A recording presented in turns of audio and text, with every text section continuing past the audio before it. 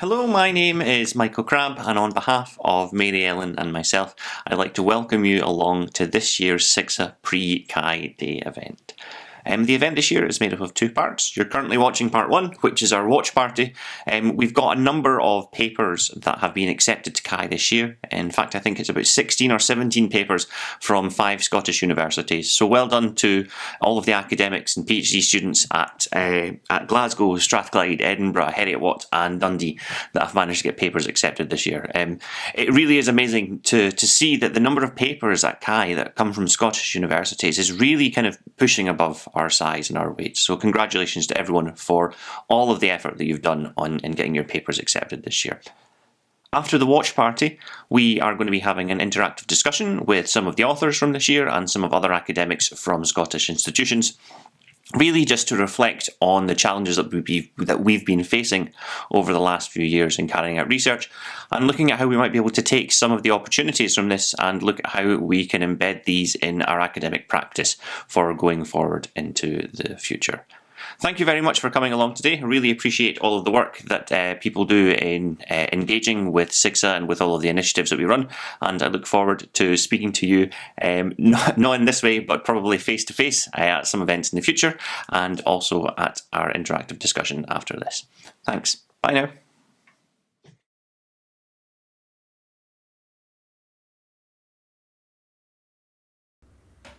Hi everyone, I am Alberto Álvarez Martín, and I'll be giving you a brief overview of our paper titled Intermittent Control as a Model of Mouse Movements.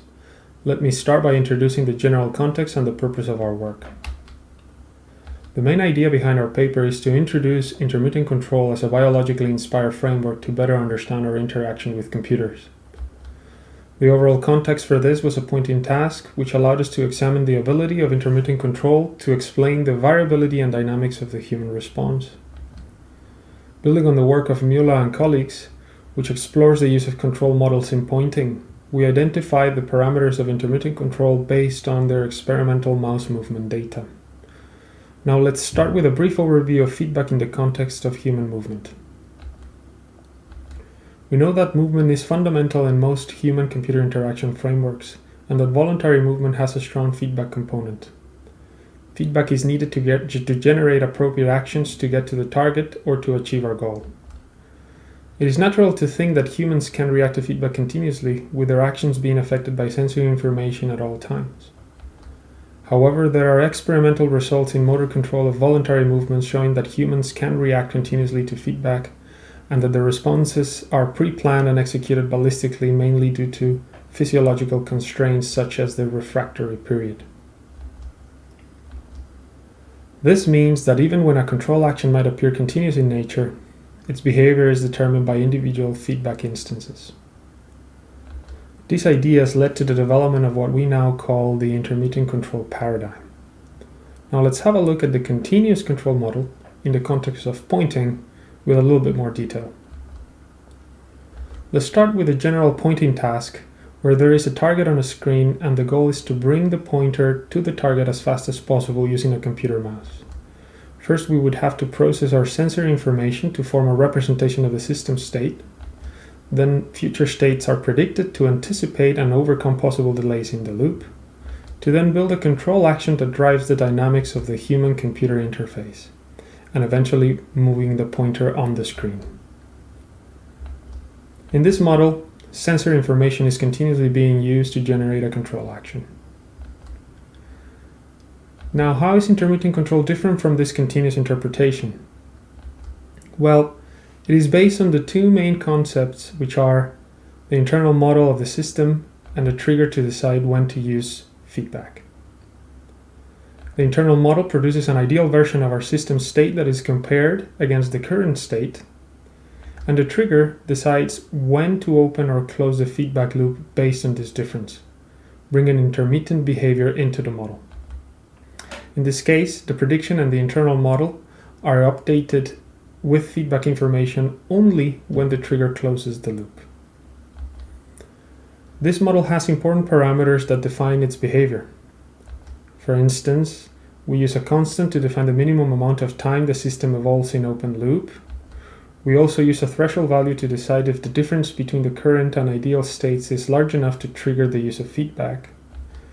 There is an observation gain that affects how fast we can obtain a representation of our system state, and individual control design parameters that are used to build a control action. Also, a mismatch gain is used to account for differences between the internal model and the real system dynamics. These parameters were optimized to match the human responses from an experimental pointing task that looked more or less like this. The participants were asked to start a trial by moving a computer mouse in order to click on a target at the edge of the screen. Once a click was made on the target, a new trial was started in the opposite direction. The participants were tested on blocks of 80 consecutive trials. The experiment had two main variations. The width of the target regions was varied, as well as the distance between the targets. These combinations gave 8 different conditions that were categorized based on their index of difficulty. Now let's look at a few trials of the recorded data, which corresponds to the horizontal movement of the pointer on the screen. Here we see a few trials of the recorded data as an example. On the left we see the pointer position against time, and on the right the position is compared to the pointer velocity as a phase plane. Our methodology started by looking at the recorded data and the target signal to create data slices, which were formed by 2 consecutive trials each. Individual intermittent controllers were obtained for each slice by optimizing the model parameters that were described earlier. This allowed the creation of banks of controllers for all participants and conditions. A simulation can be created by randomly selecting a controller from the bank and applying the identified parameters for 2 consecutive trials, before switching to another controller from the bank. The resulting set of controllers were analyzed to understand the relationship between the parameters and the behavior of the response. This was done by looking at the parameter distributions for each condition, as well as the low-dimensional projections obtained through machine learning techniques. Now let's have a brief look at the responses obtained when a continuous control model is used in simulation. Phase planes from the experimental data of 3 participants are shown in blue for both easy and difficult conditions. Variability can be observed clearly, and the characteristic submovements of pointing can also be seen for the difficult condition at the bottom of the figure. The continuous control response is now overlapped and shown in red. We can see that the simulated trajectories do not capture the experimental variability of the difficult condition, nor the submovements as the pointer approaches the target. Now, here's a similar comparison, but for a single participant in all the conditions of the experiment. As before, the experimental result is shown in blue. In this case, the difficulty of the task increases from left to right as the target regions get narrower and narrower, displayed as green vertical lines. If we overlap the simulated intermittent control responses for each condition, shown in red, we see that the overall variability is better captured when intermittent control is used, getting a wider range of responses, even for the most difficult conditions. Our full paper contains a deeper look at our analysis and results, as well as a more detailed explanation on the theory of intermittent control. Now, to bring things to a close, I want to mention a few conclusions based on our work. First, this work allowed us to show that intermittent control is able to better explain the variability and dynamic features of pointing movements in comparison to continuous control alternatives. In terms of the correctives of movements seen in pointing tasks, intermittent control provides a physiologically inspired interpretation and is able to replicate them. Finally, the framework has a predictive nature and relies on an internal model of the interface dynamics. This gives intermittent control the potential to help in the design of feedback for computer interfaces. Thank you all for your attention. If you want to see more of our analysis and results, please visit our online code repository using the following URL.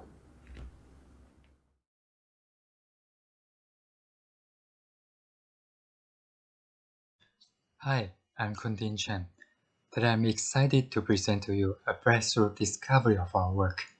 Geographic and natural data can interactively wrap around 2D sphere and supports data analysis tasks. The overarching goal of this research is structured into 2 studies.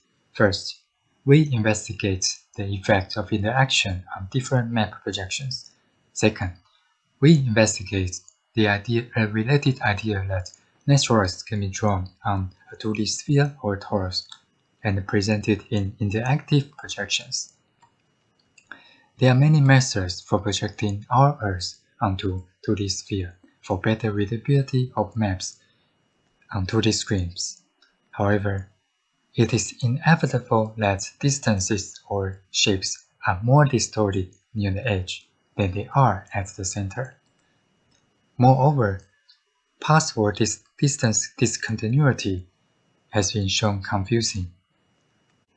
Therefore, distortion and discontinuity may significantly limit the usability of 2D maps for geographic comprehension tasks. A network can be drawn on a 2D sphere or torus. The benefit is there's no longer notion of central or peripheral nodes on these topologies, as the layout can be centered at any node of interest. One disadvantage, however, is that the link discontinuity is inevitable on these topologies. One way to find better solutions to the problematic distortion or discontinuity issues in maps is to introduce continuous spherical wrapping. A user can use mouse or touch drag to move any node of interest to the center to have a less distorted view than they are at the edges. In our first study, we compared 5 different projections with and without interaction across 120 participants. We find that for distance comparison, interactive projections are always more accurate than any static projections, but slower than static. On the other hand, the choice of projection makes less difference. Among interactive projections, we find orthographic hemisphere, being the most naturalistic, like a 3D globe, is more accurate than equal Earth or hammer. For direction estimation, interactive is again overwhelmingly more accurate than any static projections, but slower than static. The choice of projections makes less difference. Orthographic is found to be more accurate than equirectangular. Equal Earth, being a continuous projection, is slightly faster than Morley hemisphere, which splits the maps into 2 separate views. For area comparison, interactive projections is more accurate than the corresponding non-interactive projections, but slower than the static. Equal Earth is slightly faster than hammer or equirectangular with small effect sizes. For networks, interactive projections can be used to reduce discontinuity or distortion. How best to represent a network on a 2D sphere and how it performs compared to standard node-link diagram or 2D torus layout remains an open question. Using the most successful projections from our first study, we created visualizations of network layouts using equal Earth and orthographic projections for our study trials. We first adapted a common 4-stilted layout approach to lay out a network on the sphere, and then apply equal Earth and orthographic projections to project the sphere onto a 2D plane. We proposed a heuristic to automatically find the best rotation that minimizes the wrapping links. The resulting visualization shows that the cluster boundary is made clear in such representation.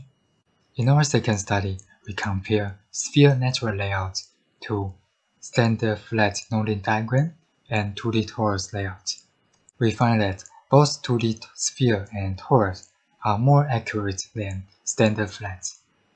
Within continuous topologies, we find that equal Earth and torus are more accurate than orthographic hemisphere. Participants mentioned that equal Earth and torus provides a great overview of the entire network. Although equal Earth involves link distortion, the clusters are made clearer in one single view, while orthographic hemisphere, they had mentally closed the clusters by connecting two separate spheres. For past following tasks, we find that flattened torus are more accurate than equal Earth and orthographic hemisphere.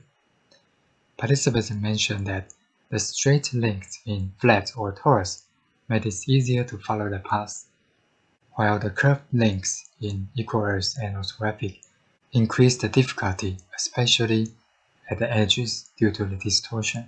To our surprise, previous work on map projection studies have been mostly for static display. There has been no research into the effect of 2D interactive map projections on geographic comprehension tasks, but the results are promising. The takeaway message is, interactive map projections should be used more often.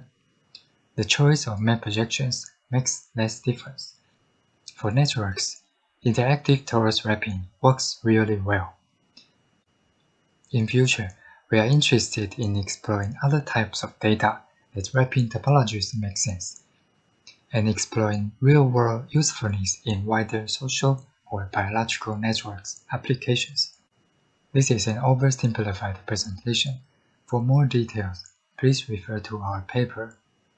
I would like to greatly thank my awesome collaborators and numerous contributors who made this work possible. Thank you for your attention. We are happy to take any questions.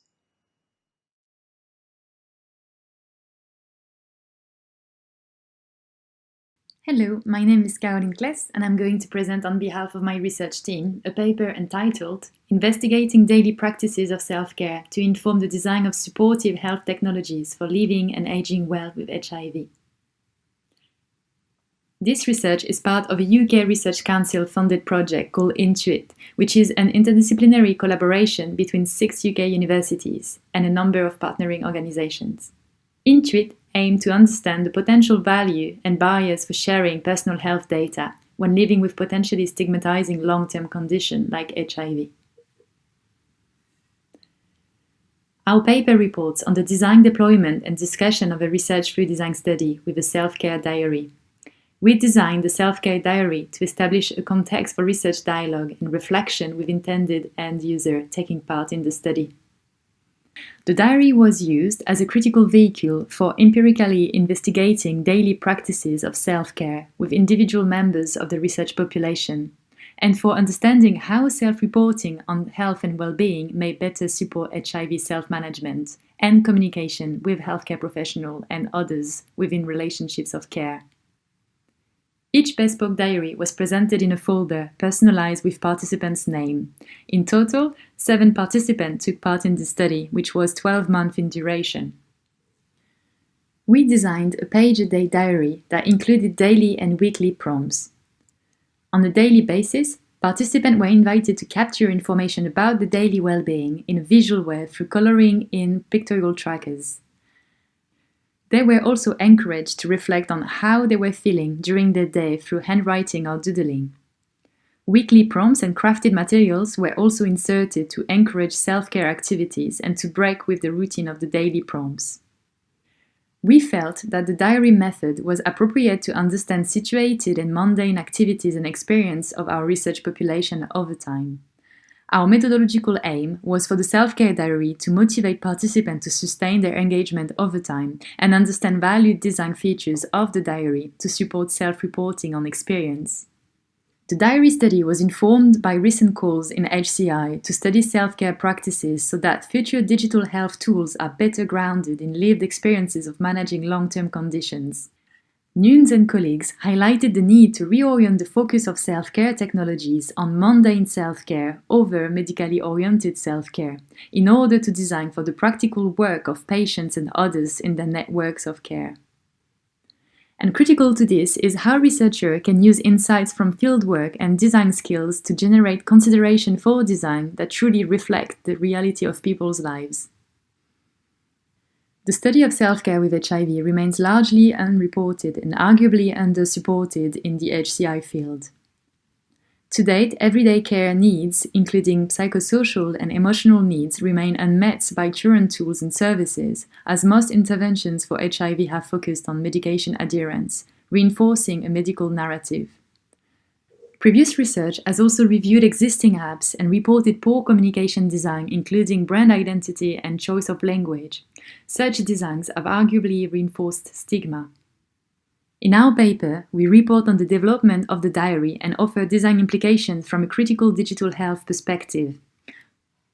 Through engagement with the diary, we found self-reporting practices valuable to people living with HIV, for fostering bodily awareness and self-efficacy, for supporting the non-trivial task of balancing emotional well-being, and thirdly, for sustaining long-term care management and quality of life. For the purpose of this brief presentation, we selected 3 considerations, and we encourage you to read our paper for more details. Our participants describe the importance of listening closely to their body and how through time they become sensitized to symptoms and signs of ill health. This included developing their own strategies for health management. So here, as HCI researchers, we ask, how may self-care tools be designed to help users develop bodily awareness, and how could this be enhanced by sensory triggers? Participants talked about the therapeutic aspect of using something like the diary to make sense of their health and well-being. However, they were concerned about translating this into a digital tool like an app.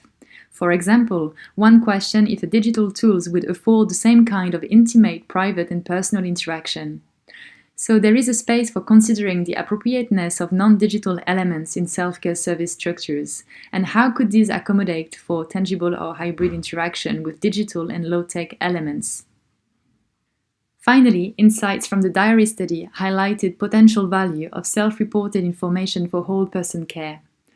Participants also described the value of capturing information and documenting changes, not necessarily for presenting or sharing that information with the doctors, but rather as a way to come to those conclusions by themselves.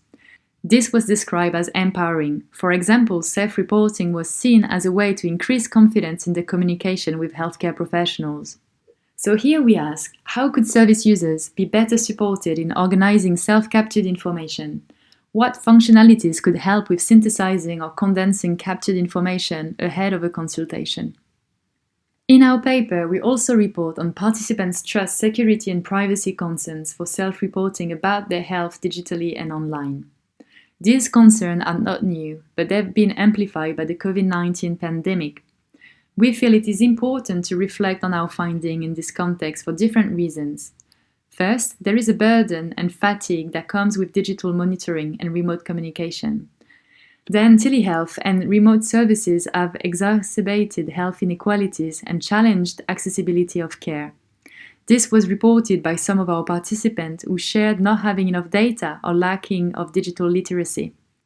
With this in mind, we further raise an opportunity for considering how low-tech or no-tech solutions may be developed to sit alongside digital tools and services for supporting individuals. Finally, with our finding, we contributed to a growing body of work that raised the importance for health technology to give primacy to people's mundane activities for whole-person care and improving quality of life. We hope that our insights can provide materials for designing self-care technologies that better support the mundane and psychosocial dimensions of living and aging with long-term conditions like HIV. Thank you for listening, and please don't hesitate to get in touch with us.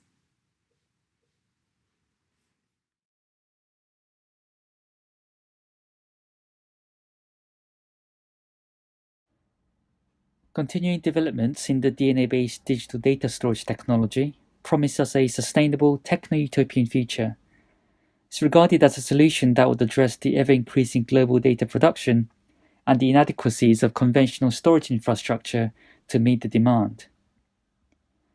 Our research motivation was to broaden the narratives around DNA data storage, engaging a wide audience outside of those who are already working around the technology, to get a sense of how they envisioned it in shaping our lives in the future.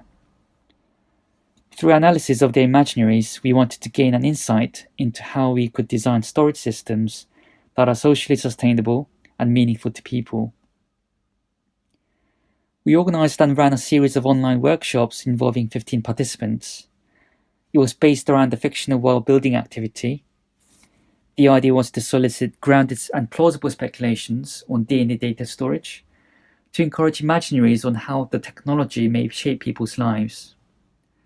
We aim to gain an insight into people's hopes, fears, and expectations of DNA data storage, which could be translated into design implications for HCI. To help participants to initiate the speculation, we presented participants with a set of 6 signals around the technology, formulated from literature review. The fictional worlds were built in stages through completion of 3 sets of short exercises. Following the workshop, we collated all the fictional worlds from the participants, as well as the discussions around their creations, and thematically analyzed them through the social, cultural, and ethical lenses. And from generated themes, we mapped out what some of the design opportunities and challenges would be for HCI. Overall, 15 fictional worlds were generated and discussed. Our analysis generated 3 themes. First theme is called Molecular Realities are Fun. People expected to derive enjoyment from interacting with DNA on a molecular level. From collectible gaming cards embedded with DNA, a pervasive game challenging players to find hidden DNA outdoors, to Monopoly games that use DNA as currency, several participants imagined and discussed that the molecular realities that were created by the scale of the DNA molecules, physical yet invisible and intangible, would offer a rich environment for playful interactions to occur. The second theme is called DNA as Bridge to Nature and Spirituality. It regards DNA technology beyond its utilitarian purpose as keepers of information, but rather as a mediator of human interactions with non-human entities. Participants imagined that human desires to be closer to nature and spirits could be met by harnessing the material qualities of DNA. In Family Tree, for example, families store their cherished memories encoded in synthetic DNA, which is then embedded into a piece of tree branch that is subsequently grafted onto a literal living family tree. The compatibility of DNA to exist in living organisms is seen as a form of an emotional investment for families to be tied to their surrounding nature, as their memories are closely intertwined with the trees. A fictional prayer ritual called Uploadua is another example that demonstrates the special qualities of DNA being harnessed to facilitate spiritual expressions. It involves recording of mass prayers in digital audio format, which is subsequently encoded in DNA and dissolved in holy water. Given the ability of DNA to pack high density of data, it's seen as a religious tool to send powerful messages to God. Third and the last theme is called Fears of the Biodigital Divide. The concepts and discussions that support this theme suggest participants' concerns about potential divisions that may be created within societies, resulting from unequal access to the technology. In terms of design opportunities that our findings show, one of the opportunities for HCI would be to design for intangible interactions. In interaction design, there is a growing sentiment and desire to make invisible things visible. DNA is no different. In recent years, a growing number of artists and interaction designers have strived to translate the DNA into bigger molecules called proteins that could be detected via the human senses of touch, smell, taste, and sight. But as the imaginaries have shown, that it doesn't always have to be that way, and that we could still derive enjoyment and meaning from interacting with DNA on intangible levels, whether it would be with the DNA on their own or the translation of it through the virtual world. If we consider moving beyond human-centric designs, concepts such as family tree highlight opportunities that would broaden the scope for existing interactive systems that are designed to sustain human relationship with the natural world. Also, the distinct material and materiality of DNA could be harnessed to provide spiritual user experiences that may not be achievable through the digital means. Participants' fears of the biodigital divide adds urgency towards ensuring that future DNA-based systems that are created in a way that is open and accessible. Furthermore, it needs to foster the use of the system that is meaningful and socially sustainable, In other words, the quality of its access. In HCI, design interventions to improve quality of access to systems have been increasingly explored. Some of such interventions have included designing systems that embody feminist values, improve transparency of data flow, and ensuring data safety and privacy. And as a relatively recent addition, DNA-based systems could also extend the scope for design in this way. Given the biological entanglement of DNA data storage, HCI practitioners may need to partner with synthetic biologists and bioethicists in order to ensure that the biodigital systems achieve similar quality of access expected in informatics design in HCI. In conclusion, as we navigate the imaginaries generated by the participants, who were invited to form grounded speculations on possible features of the technology, we found an initial set of opportunities and challenges for HCI. These included a possibility of extending the scope for interactive biodesign by introducing the concept of intangibility of DNA as a framework towards user experiences. We've also found that the distinct material and materiality of DNA would open up alternative design spaces to help human connections to more than human entities. In contrast, cautionary tales have indicated participants' fears of the so-called biodigital divide, further highlighting the imperative for closer coalitions across disciplines to ensure adequate understanding of the technology and high quality of its access. And we hope to continue exploring the technology through inclusive design featuring across diverse demographics of thinkers and imaginers.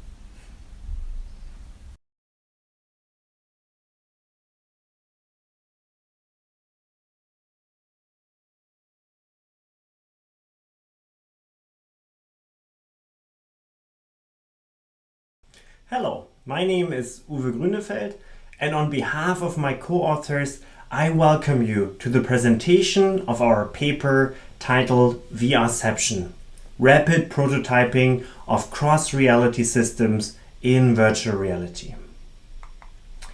Let us start by asking, what is a cross-reality system? At its core, these systems offer different degrees of virtuality to users. So this can either be a user who's transitioning from virtual reality to augmented virtuality, for example, to integrate a physical keyboard into the experience to allow typing, or it can be multiple users that experience different levels of virtuality.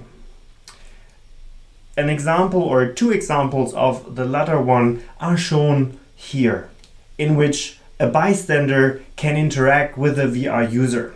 On one side we have face display here, on the other side we have share VR. So the basic idea here is that we want to bridge the gap that is introduced by the virtual reality head-mounted display by employing additional displays and projections that allow bystanders to see what's going on and give opportunities for bystanders to engage in the VR experience. Nevertheless, the problem is that prototyping these cross-reality systems is rather difficult. On one side, it is very time-consuming to build these systems. On the other side, it requires software and hardware prototyping expertise. So to address this problem, we propose our VRception concept. The idea is to simulate different realities and transition between these realities completely inside of virtual reality. So in other words, we suggest to simulate the entire reality-virtuality continuum in virtual reality and thereby allowing users to quickly and collaboratively prototype cross-reality systems. To demonstrate our concept, we implemented the VRception toolkit. It provides two different environments for prototyping.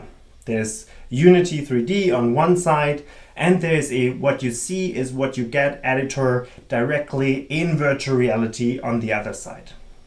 So while prototyping in Unity 3D allows high customizability with well-known functionality, the VR editor provides a simple-to-use prototyping solution.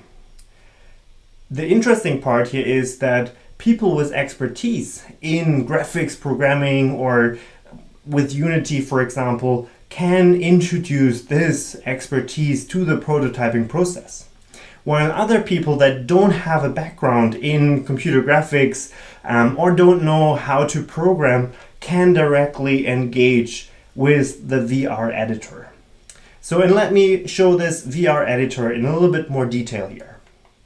So when a user enters our VRception toolkit, so the VR editor of it, they are immersed in a simulation of the reality-virtuality continuum. A menu attached to the controller allows users to transition on the continuum and experience the different manifestations. Moreover, the menu contains different prefabs that users can add to the simulation to prototype cross-reality systems. Here, we show how to quickly replicate the fundamental concept of the face display system using our toolkit. So to better understand the potential of the VRception concept and toolkit, we replicated 6 different cross-reality systems proposed in previous work. Following a brief literature review, we identified 3 different categories in which these systems can be classified. So on one side we have XR to the real world, we have the real world to XR, and we have bidirectional systems that work both ways. For each of the 3 categories, we selected 2 systems and re-implemented them using our toolkit.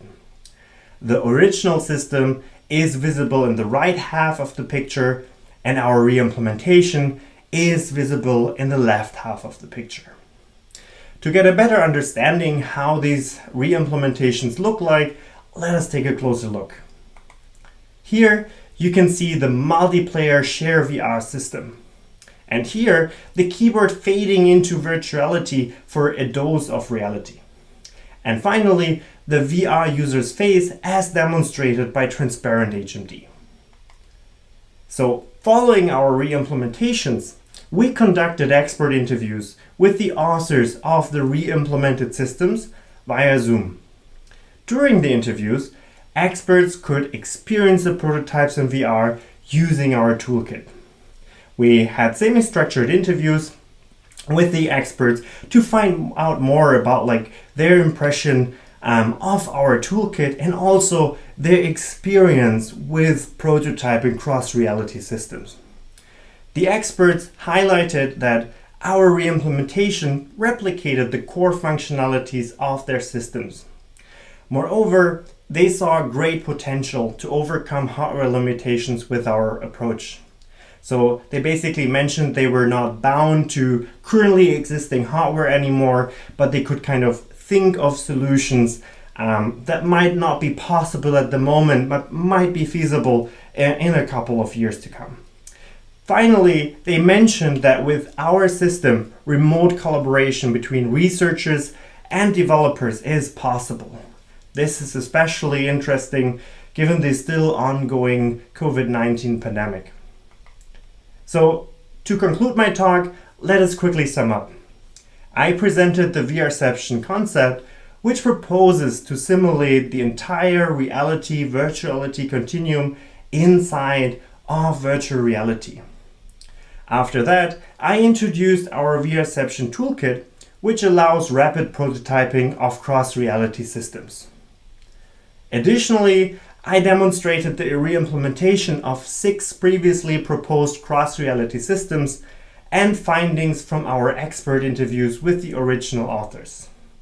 We saw a lot of potential for our toolkit and concept to help with prototyping or rapidly prototyping cross-reality systems. For everyone interested, our toolkit is available for free on GitHub. Just follow the QR code that is presented here. Thank you for listening to my talk, and please do not hesitate to contact me if you have any further questions. Thank you very much.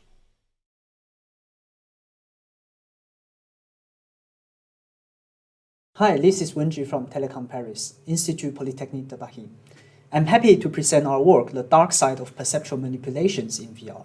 In this paper, we collected scenarios where malicious actors use perceptual manipulations to provoke harm to a VR user, and identify the potential attacks and characterize the potential physical harm. We also propose mitigations and countermeasures to against the malicious use of perceptual manipulations. Our work is motivated by virtual physical perceptual manipulations, VPPM, leveraging human perception to direct the user's movements and enable techniques, for example, redirected walking, redirected haptics, and also pseudo-haptic illusions. Perceptual manipulations is different from physical manipulations because systems like electrical muscle stimulation may override the user's physical actions. The user is to some degree aware of having consented to being manipulated. In the contrary, VPPMs create movements by the reaction to the presented perceptual stimuli. Creating movements using VPPMs raised a question whether a user understands they are being manipulated. So this may vary to their prior consent and knowledge.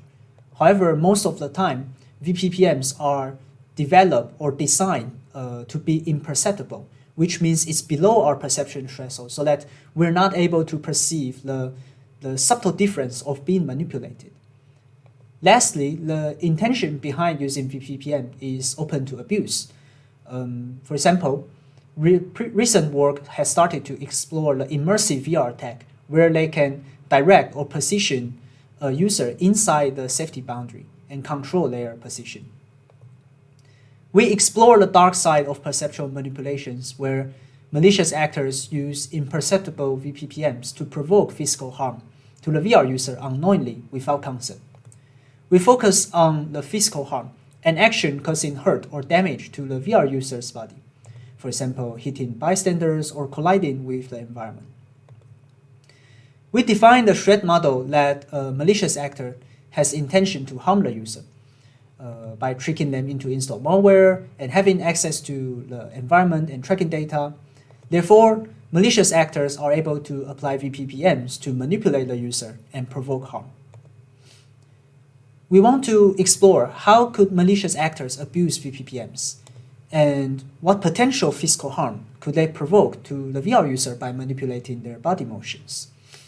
To address these questions, one challenge is that VPPMs are still not used by most of the applications in VR.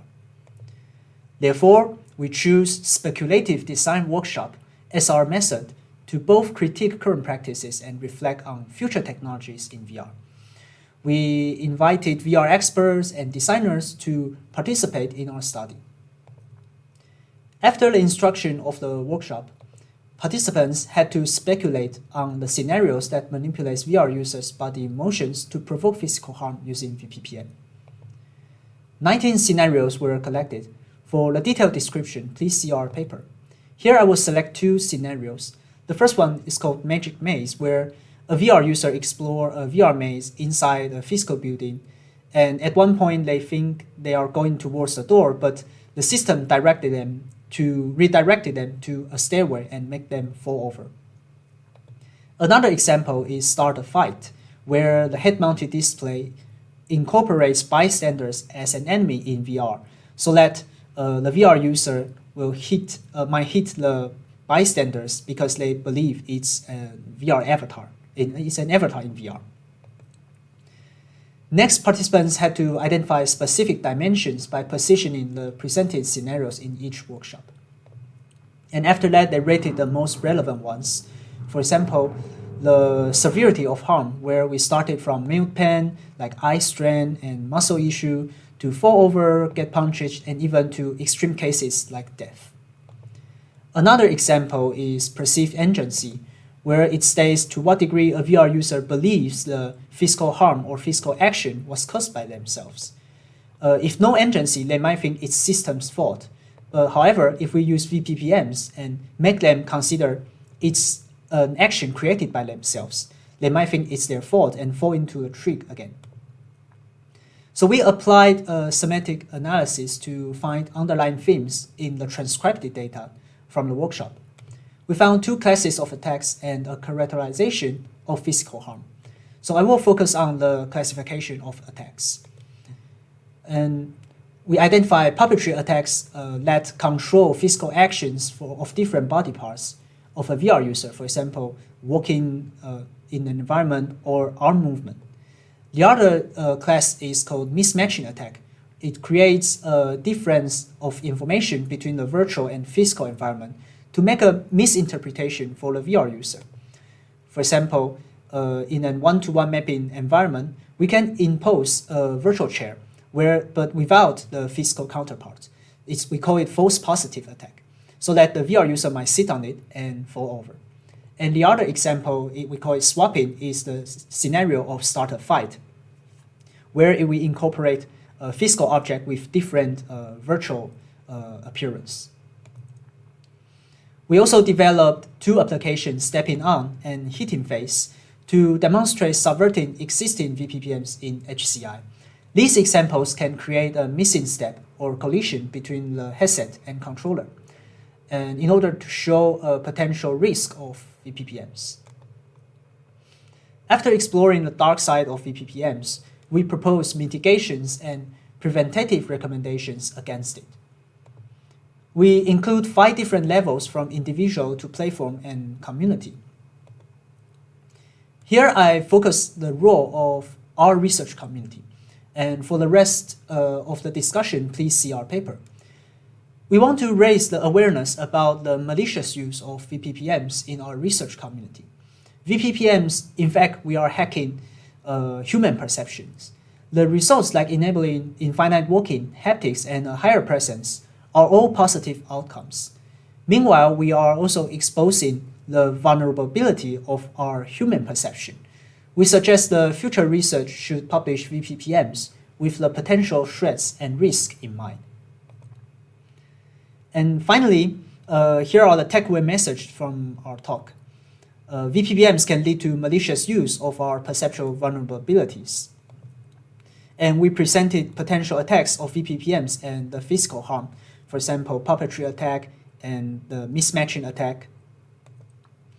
And finally, HCI community should become more cautious publishing VPPMs and also reflect on the potential for abuse. Thank you for your attention, and this is the end of my presentation. I'm grateful to all of my collaborators, Elise, Mark, Mohammed, Eric, Sam, and Yang, and our participants. Thanks for all of their time and contributions.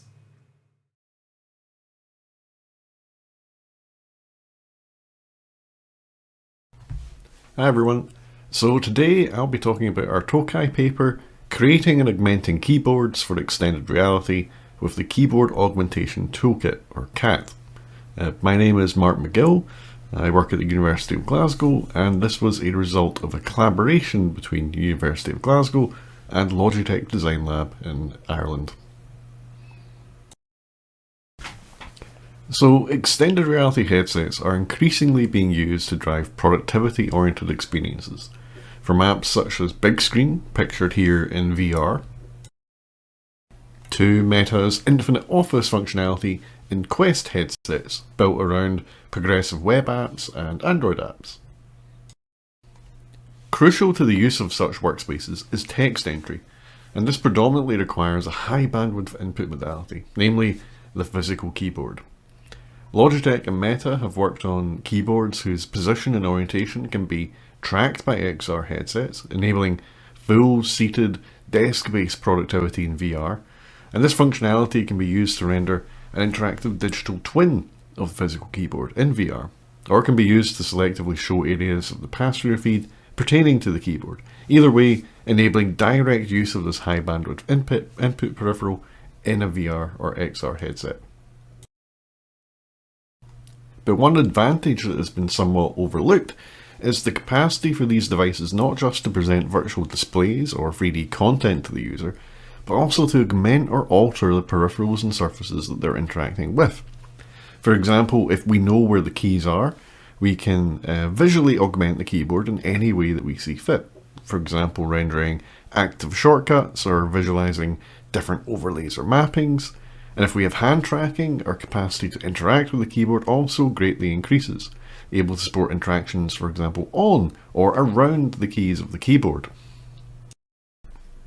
Touch display keyboards was perhaps one of the earliest examples of augmented keyboards. This was enabled using projection on a physical keyboard, and the project supported a plethora of interactions, including multi-key buttons and temporary keyboard-based menus, all visualized directly on the physical keyboard itself. For interactions on and around the keyboard, projects such as Gestakey, Finger Arc, and Finger Chord have all exploited some capacity to track finger movements or receive additional input that can enhance our capacity for expression based on an interaction with a single key on the keyboard, going beyond binary key presses alone. However, the majority of the previously mentioned projects shared common drawbacks, particularly around the hardware needed to enable these interactions. So, capacitive sensing and per keycap displays are common themes here, but integrating such technologies into keyboards is expensive, difficult, and not particularly sustainable, given we all have perfectly good keyboards right now. XR headsets, however, offer us the possibility of driving such activities without the need for additional hardware, beyond the physical keyboard itself. So reconfiguration here demonstrated this when they rendered different character sets and different UIs on a tracked physical keyboard in VR. And building on this, the Keyboard Augmentation Toolkit is our first attempt to support the creation and exploration of XR-driven keyboard interactions, where the very form and function of the keyboard can be altered. So our aim was to have an open source toolkit that would enable practitioners to build novel augmented keyboard interactions and replicate and transpose previous research where applicable, taking advantage of the combination of the tracked keyboard and XR-enabled sensing such as hand tracking. Our toolkit works with the Unity gaming engine and supports the ability to define augmented keyboard interactions through creating new keyboard mappings. So keyboard mapping effectively describes what each key should look like and what it should do. And this can be as simple as having a mapping to show a different character set versus more complex multi-level hierarchies of key functions. For example, a Photoshop mapping might visualize its keyboard shortcuts by default, but overload keys with additional functionality when the color picker is open. And each of these mappings is made up of one or more key elements, where a key element denotes the set of interactions to be bound to a set of one or more keys. For hierarchical mappings, here we can see that the keyboard mapping is presenting emoji input, where the keys along the top of the keyboard all activate child keyboard mappings for different subsets of emojis. This gives us the flexibility not just to define new interactions, but also have those interactions coexist with others non-destructively.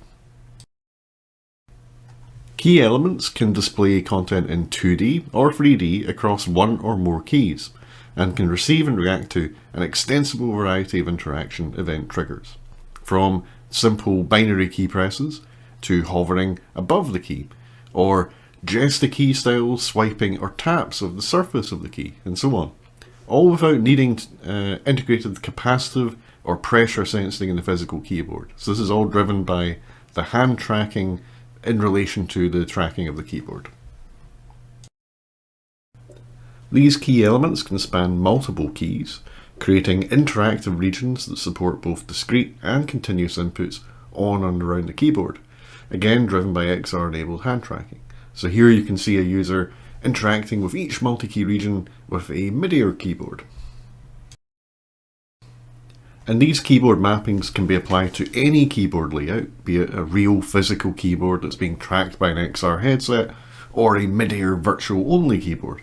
And our toolkit provides assistance in defining and generating these keyboard layouts, for example based on an existing digital twin 3D model. Now, I'm not going to go into great detail about CAT here, except to say that this is an open source extensible toolkit that provides a strong foundation for creating a wide variety of augmented keyboard interactions. To give an example, this is a screenshot of the new AZERTY keyboard layout that was imported into CAT and visualized on an existing physical keyboard, a version of the Logitech Mixed Reality keyboard for Windows Mixed Reality.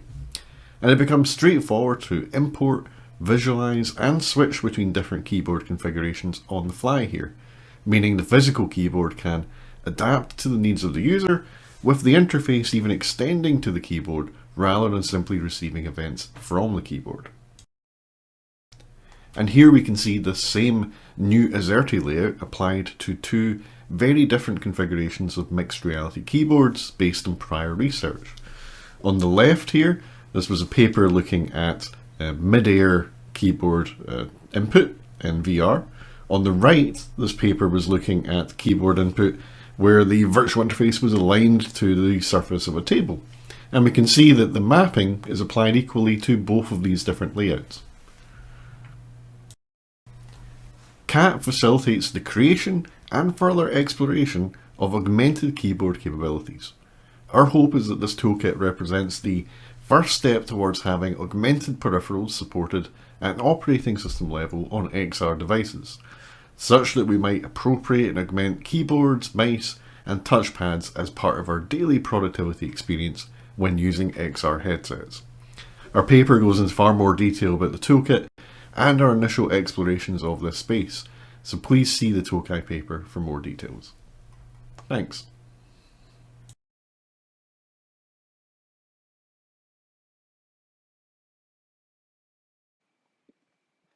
Hi, I'm Thomas Reitmeyer, and on behalf of my collaborators, I'm excited to present our research on the opportunities and challenges of automatic speech recognition systems for low-resource language speakers.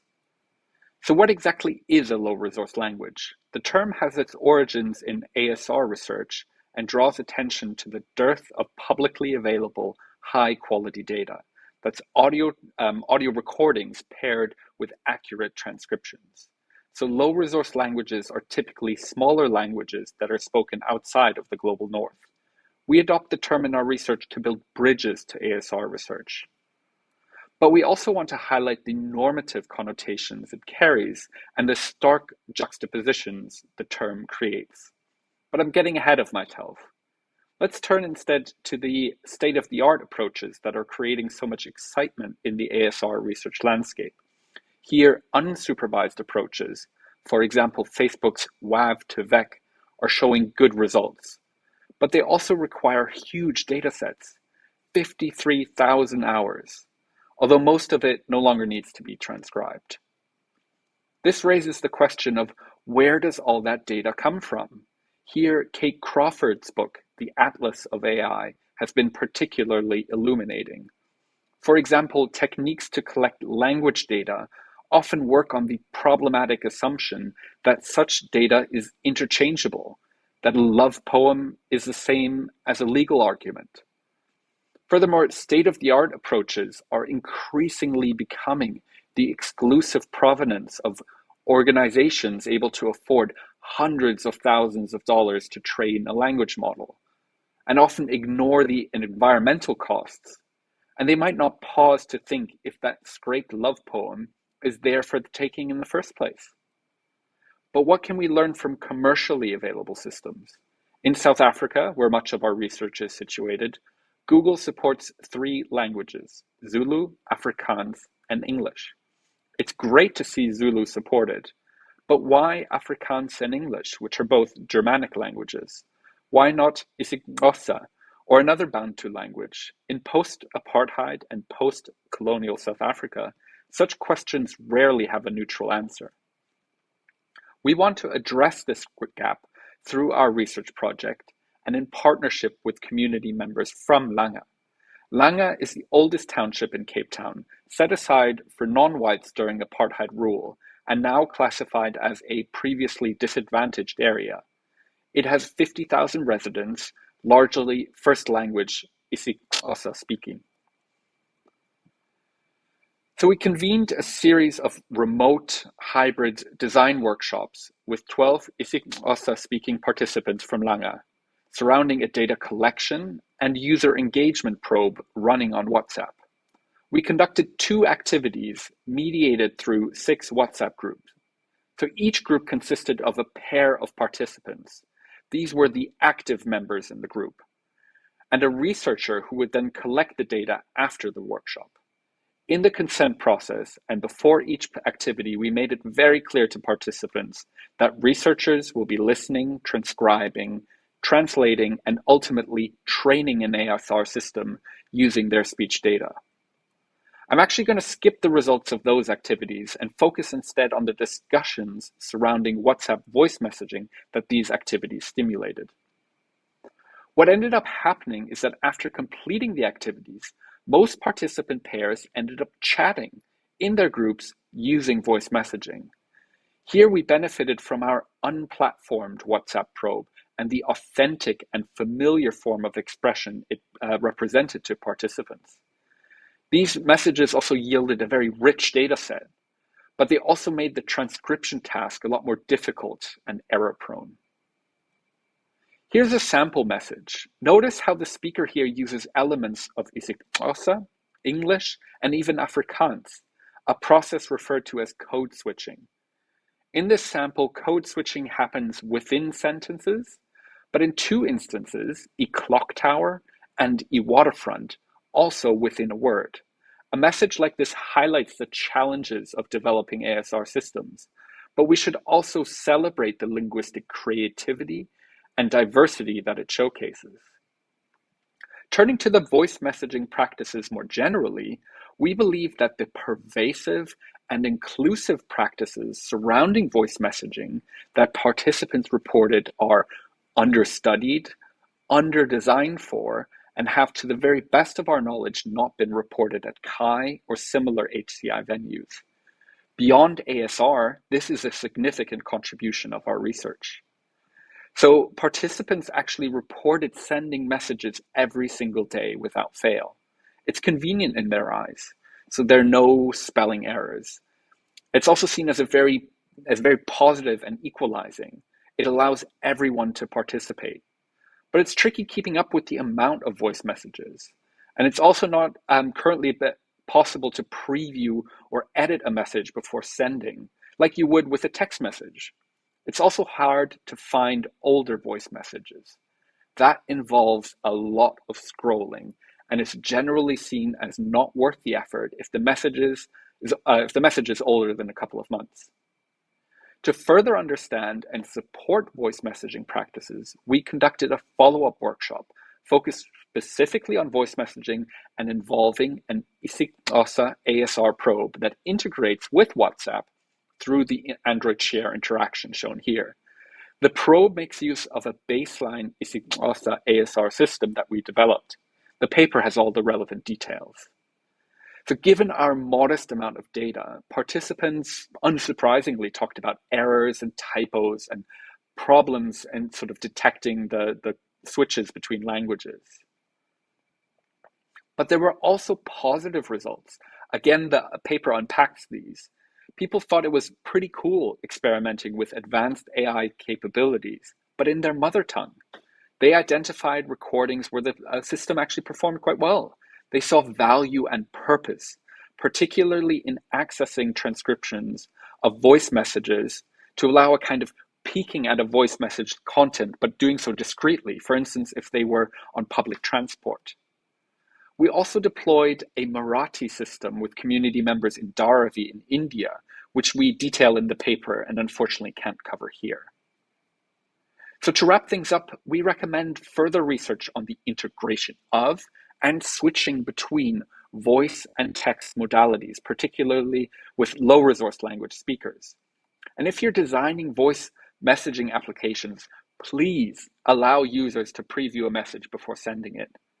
And in HCI, I think it's really common practice to co-create user interfaces, scenarios, and use cases with community members. But in our research, we demonstrate that you can also generate representative data sets at the same time that are really invaluable. And most of all, we thank our participants, our facilitators, transcribers, translators, and funders. Thank you very much.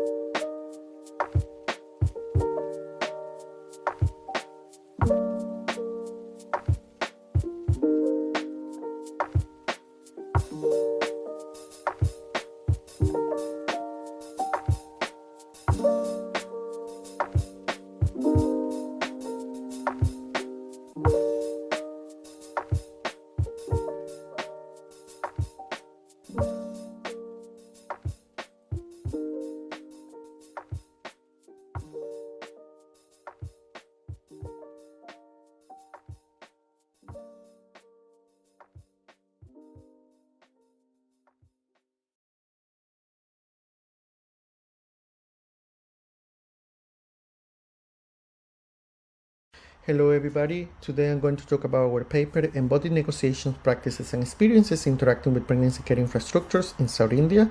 I'm Nervo Bersotto from Cardiff University, and this is work together with Naveen Bagalkot, who couldn't be here, and this is also work together with Saina, Nicola, Paula, Swati, Diedre and Judith, and this project is funded by the Medical Research Council. So to start with the motivation, CCW and ACI research has explored the use of information and communication technology before, during, and after pregnancy, especially focusing on digital motherhood. There is a growing interest to understand the lived experiences of pregnancy, including pregnancy complications and the challenges women face while interacting with pregnancy care infrastructures. However, there is limited research understanding the embodied experiences and negotiation, especially in the Global South. When we are talking about the experience of pregnancies and reproductions, these are socially and culturally constructed, right? Going beyond the biological changes in women's bodies. Women's experiences of pregnancies are embodied and negotiated by constantly learning, adapting, and performing the daily practices of care for their bodies. And of course, these are shaped by the socio-cultural context. When we are talking about pregnancy care infrastructure, sometimes infrastructure is being considered only as a physical thing, but we are referring to this into a more highly relational concept, right? Looking into Starr and Rotley, that infrastructure is something that emerges for people in practice connected to activities and structures. So rather than looking at infrastructure as a physical thing, we look at it into a more relational concept, right? There is a lot of CSCW and ACI research in healthcare, looking at healthcare infrastructure, but mostly on the clinical settings, right? So looking into the social and material arrangements of people's routines, artifacts, and the visible and invisible work to support healthcare work practices. However, there is care infrastructure also extend outside the clinic into the home, the municipality care settings, and community health settings. So we started our project, the Healthy Crossroad in Pregnancy Care, between the UK and India.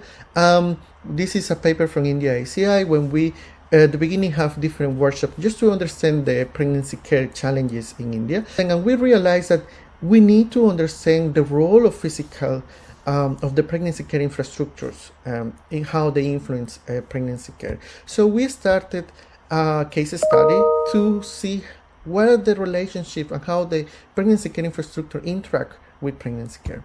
So we started a study in rural and semi-urban areas of Channapatna town, located in the Ramanagara district that belongs to the Karnataka state, which is the India's largest state. And we reached out 5 rural areas and 5 semi-urban areas with the help of our local collaborator, Maya Health. So I'm not going to explain the whole participant recruitment, but at the end we have 27 semi-structured household interviews across 5 rural areas and 5 semi-urban areas. So we also invited a number of community health workers also to participate, and we use this data, secondary data, because it has been also published just a focus group with in the previous CSW paper. And as you can see, this is the review and analysis. We have different workshops, and we come back to the participants, community health workers, and also pregnant women too, when we were doing the analysis. So some of the methods that we use were the sketching in a day life, in which we asked to just talk about what happened during the day, and also the pregnancy journey. Just they can talk about and reflect about the different pregnancies they have, and who are the people they communicate to, where do they go if they need help, and what sort of food they are eating as well, what sort of challenges. So some of the findings that we have, it was the disembodied knowing about the responding to changing bodies, nurturing the pregnant body, negotiating the spatial dimension of healthcare facilities, and negotiating when and which healthcare facility to access. I'm not going to go through all of them, but I'm going to introduce the case of SICSA, which explore the negotiation that takes place between the spatial dimensions of healthcare facilities.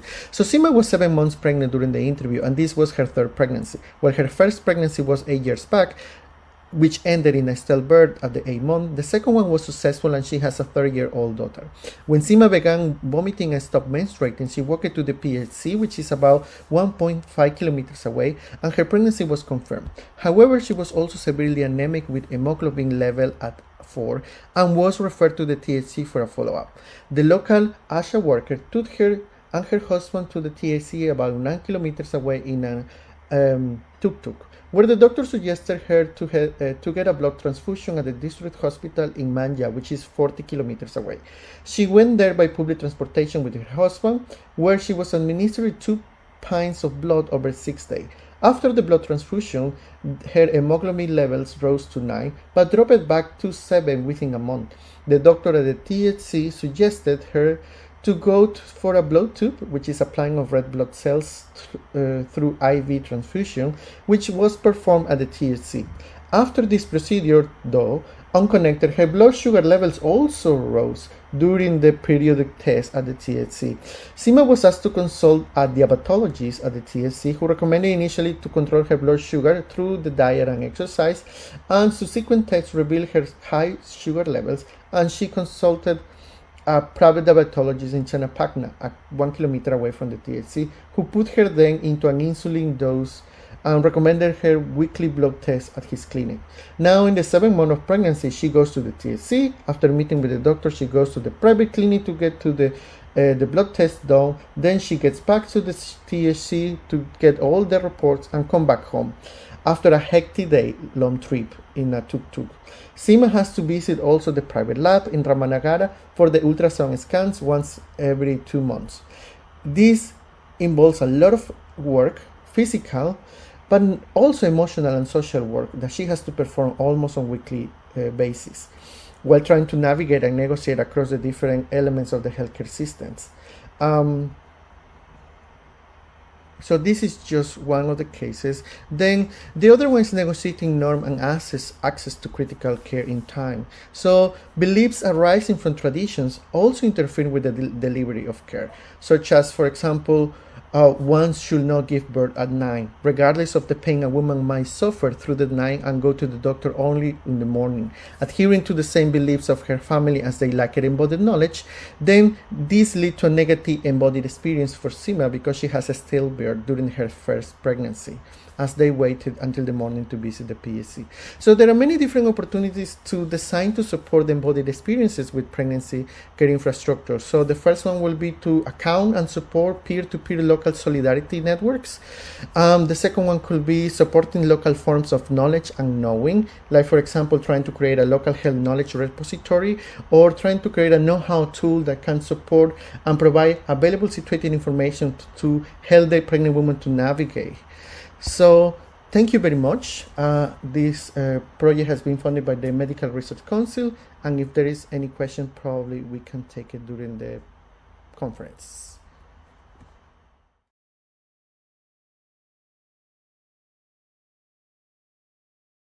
Hello, my name is Michael Crabb, and on behalf of all of my co-authors, I'd like to present our paper, I'm Surprised So Much is Connected, a study on users' online accounts.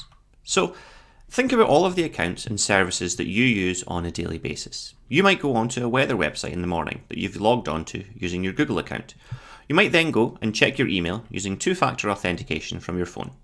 After that, you might drive to work and use a GPS application to help you get there, and then you might decide to watch some videos of cats on the walk from the car park to your office. All of these accounts, while separate, are linked, and this can be due to shared devices, two-factor authentication, and recovery methods. The connections between accounts, devices, and credentials are different for each user's account setup. Understanding the security risks that arise from these connections is a highly personal task that requires analysing the setup of a given person individually. In this work, we do two things. First, we develop a methodology to systematically elicit a user's account setup and subsequently provide actionable security advice. Second, we discover and highlight the structural features of users' account setups, with this including access patterns and compartmentalization. Previous work in this area has focused on broad security challenges that are applied to large population groups.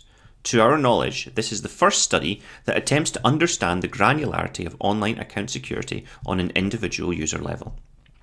And the foundations of this work is based on account access graphs. I'll go through a quick example of this and try and demonstrate when these can be useful. So let's say that you've got a phone and you want to unlock this phone and read your email. There's two ways to do this, either with a locked phone and a finger or with a locked phone and a phone pin. Once the phone is unlocked, you can get access to all applications on the phone, with this including the basic mail application. Now, the full mail application can be accessed online with the addition of a password, and this will give access to additional features such as security critical functions. We can use this model to look for security vulnerabilities that exist in this setup. As an example, on this phone, SMS messages are shown on a locked phone screen with no password present. And we know that for this particular mail application, a password reset key can be sent to a user's phone via SMS. Combined, this creates another method to gain access to the mail account, which bypasses the traditional secure method. In this work, we carried out semi-structured interviews with 20 participants in order to understand their individual security setups and to then discuss potential weaknesses in these setups with the participants themselves. To obtain information on user account graphs, we developed a methodology that followed an 8-step process where participants self-reported information. First, participants were asked about the devices they use. This can be computers, smartphones, and tablets. And they were also asked how these devices were unlocked, with passwords, pins, and biometric information being examples of what people were talking about. Participants were then asked about global account security management and their password management strategy. Participants were asked if they used a password manager or what alternative methods they used to store their passwords. They were also asked about email accounts, as these often connect to many other accounts. Next, participants were asked about individual account access, and for each account they had previously mentioned, they were asked whether login requires a password or a second factor. They were also asked about resetting passwords for each of these accounts. Participants were then asked about their primary access accounts and if these have accounts that they can log into other services. Examples of this can include Google and Facebook logins. Next, participants were asked about accounts with persistent login and if any of their accounts had open sessions on devices that did not require further authentication. Participants were then asked about leaf vertices, so these are accounts that are not used for any recovery or to log into additional accounts. Participants were then asked about their account setup behaviour, so when participants had multiple email addresses, they were asked which one they are most likely to register as a recovery method when they set up a new account at a service. Finally, participants were asked if they had any additional information about their accounts they considered important but had not talked about. All of this information was collated and put into a tool that created a personal account access graph for each participant. And this is an example of what our system was able to create. In collecting this information, we can highlight the structural features of users' account setups. First, we were able to calculate the centrality of vertices in each participant's account graph in order to highlight aspects that are most important. In most cases, this was a device that the participant used, as this gave access to many accounts via open sessions. We also found that while password managers were commonly used by a number of our participants, most only stored some of their passwords in these and not all of them. Second, we were able to identify cycles, where multiple accounts can be used directly or indirectly to recover each other. And this could be due to email accounts recovering each other or passwords saved in cloud storage. In this example, there's two cycles. The first, highlighted in pink, shows a small cycle between the mail P and mail S accounts. All vertices in these cycles are sufficient to provide access to the next vertex in the cycle, which could in turn then give access to multiple other accounts. The next, highlighted in blue, shows a cycle that involves a password manager, multiple passwords, and the cloud system. The difference with this cycle is that in order to gain access to the password manager, an additional password is also needed. This creates this vertex as having the highest centrality score in this participant's diagram. Finally, we were able to show that some participants consciously separated their accounts with the goal of reducing spam and notification load. This could either be splitting things into work-related and personal accounts, or could also be based on the importance that's attached to a given service. In this example, the participant has 3 email addresses. One email account was for things that the participant described as being important. The second was for things they described as related to university, and the final account was for things that were more creative and social media type accounts. Our analysis of participants' individual account graphs illustrates features that create a uniqueness within an individual's own setup. However, there are also commonalities that exist within the account setups of our participants. We found that users may have an incomplete view of their online account setup, and personalised security advice could be used to overcome this. Our participants underestimated the importance of the central accounts, such as email accounts, and commented that they were surprised that so much is connected. We also found that users struggled to see the links created between accounts due to password reuse, and some consciously favoured convenience over security, considering their accounts insufficiently important to warrant extra effort. We believe that work is required to highlight password database breaches to assist in mitigating this problem. Finally, during the study, we asked our participants about their security setups and why they choose to use secure options such as two-factor authentication. Participants commented that it can be a hassle to set these things up, but if it's enabled by default, they're more likely to not disable it and to continue using it. Our findings suggest that personalised security analysis and advice holds much potential. However, to achieve it at scale, our process requires automation support, and we must further improve our understanding of users' account setups through larger scale studies.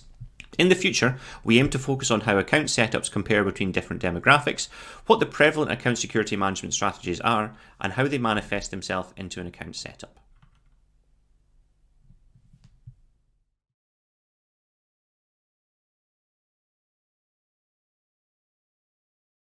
Hello everyone, this is Yasmin Abdrabou, and on behalf of my co-authors, I am honored to present to you our paper, Your Eyes Tell You Have Used This Password Before, Identifying Password Reuse from Gaze and Keystroke Dynamics. Across decades, passwords remained the ubiquitous authentication technique. With the increased number of websites and the need to register on them, users tend to have an average of 80 accounts, and hence users started reusing passwords. A recent Google survey showed that 65% of the users reuse passwords. Another research showed that on average, a single user has 6.5 passwords shared across 3.9 accounts. This puts the users under the threat of a single point of failure, as if one password is leaked, an attacker can access different accounts. Therefore, we propose a novel approach of detecting password reuse by leveraging eye gaze and typing behavior, and study its accuracy using machine learning classifiers. This was motivated by our prior work on using gaze behavior to detect password strength, and also from literature where keystroke dynamics showed potential in detecting password reuse. For the evaluation, and in order to investigate our approach, we implemented a repeated measures within subjects design, where we asked the participants to register on 2 websites with different content sensitivity. 1, the university email web page, and 2, a popular news website. The order of the interfaces was counterbalanced on a Latin square. We also had different dependent variables such as the study duration, eye gaze matrices, keystroke dynamics, and password characteristics. We did not store users' password, however, we stored the characteristics for each placeholder, whether it was a lowercase, uppercase, number, or a symbol. For the apparatus, we used a Lenovo Yoga laptop with a TUI 4C eye tracker. We recruited 52 participants with 10 females. The age varied between 17 and 54 years old with a mean of 25. Participants did not have experience with IT security and almost half of them had glasses on.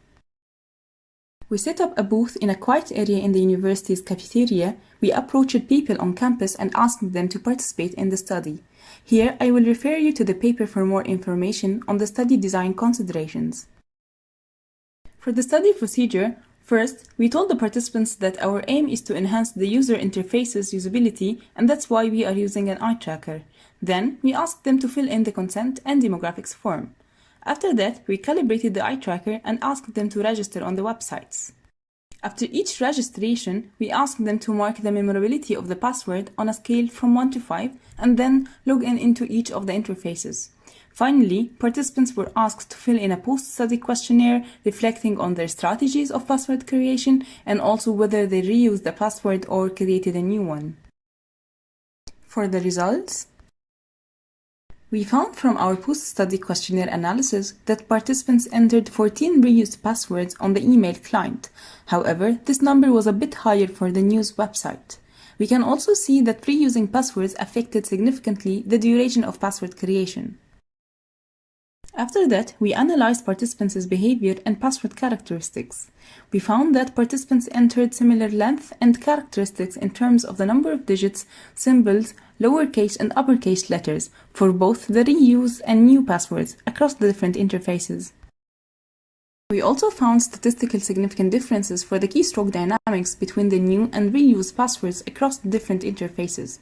For example, the time between entering the consecutive characters and the thinking time before participants type their identification was longer for the newly created passwords.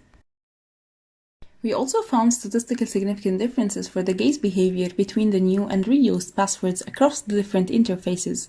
For example, participants had more and longer fixations when creating new passwords compared to when reusing passwords. Please refer to the paper for more details.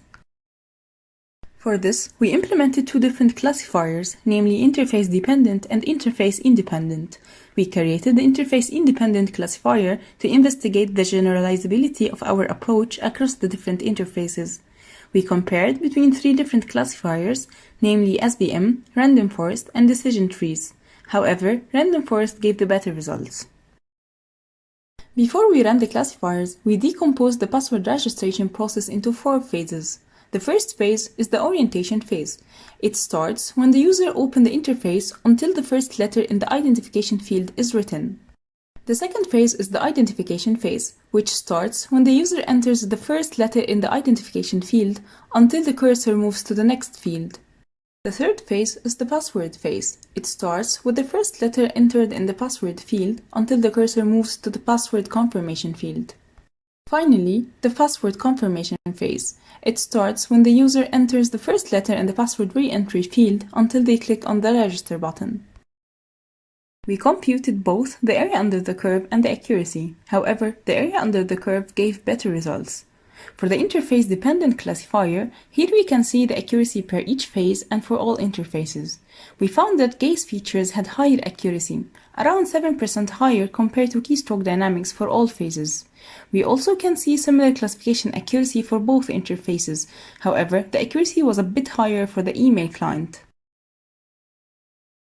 We can also see that gaze data can be retrieved from the beginning of the registration process, unlike keystroke dynamics where it only starts with the first letter being entered. This highlights the strength of the gaze behavior as it takes into consideration the orientation phase where we believe that most users choose their password and strategy in. For the interface-independent classifier, we found that gaze features gave better results compared to keystroke dynamics. However, the difference has reduced to only 4% enhancement compared to the interface-independent model, which means that building interface-dependent classifier or even classifier per website category will enhance the classification accuracy. We also computed the classification accuracy cumulatively for the multiple phases. From the figure, we can see that the best classification accuracy is achieved after the identification phase for both interfaces. This might indicate that by then, users have already made their decision on which password to use, and the accuracy stays almost the same over time. We can also see that gaze features gave better accuracy than keystroke dynamics. Our findings show that by using gaze, we can nudge users not to reuse passwords even before they type the password. This can save users this time, as users are less willingly to change their created password in a later stage. To conclude, we proposed a novel approach of using gaze behavior and keystroke dynamics to detect password reuse. We found that gaze is more informative than typing, especially that gaze data is available for the full registration duration. However, keystroke dynamics are only available when users start typing. We also found that the website data sensitivity influences the accuracy of the predictions, as we saw that the email classification accuracy was higher than the news web page. Finally, we found that splitting the registration process into phases and study each phase separately or even combined phases enriches the classification prediction and gives better understanding of the overall process. Thank you so much for your attention.